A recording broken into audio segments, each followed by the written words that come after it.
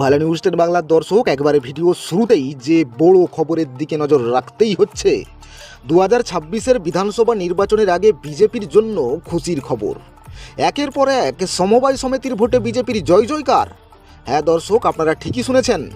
একদিকে তৃণমূলের 21শে জুলাইয়ের জনসভার মঞ্চ সেজে উঠেছে, ঠিক তার উল্টো দিকে বিজেপির জয়ের ধ্বনি বেজে উঠেছে।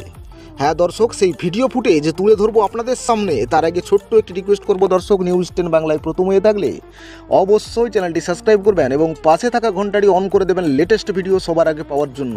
আর অবশ্যই ভিডিওতে একটি লাইক করে দেবেন।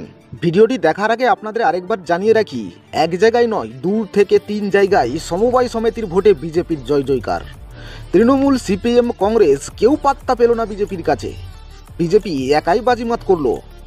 শাসক দলের চোখ রাঙিয়ে খেজুরি বিধানসভার হলদিবাড়ু অঞ্চলের 14 সমবায় কৃষি উন্নয়ন সমিতির নির্বাচনে 9টি আসনের সবকটিতেই বিপুল ভোটে জয়লাভ বিজেপি সমর্থিত প্রার্থীদের। দেখুন সেই ভিডিও ফুটেজ। এবারে একটু প্রত্যেকে আসতে বিজেপির ক্ষমতা, বিজেপির ক্ষমতা, বিজেপির ক্ষমতা।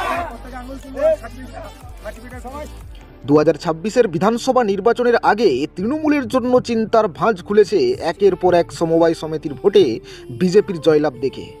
আপনাদের কি মতামত দর্শক? বিজেপি কি পারবে 2026-এর নির্বাচনে জয়লাভ করতে?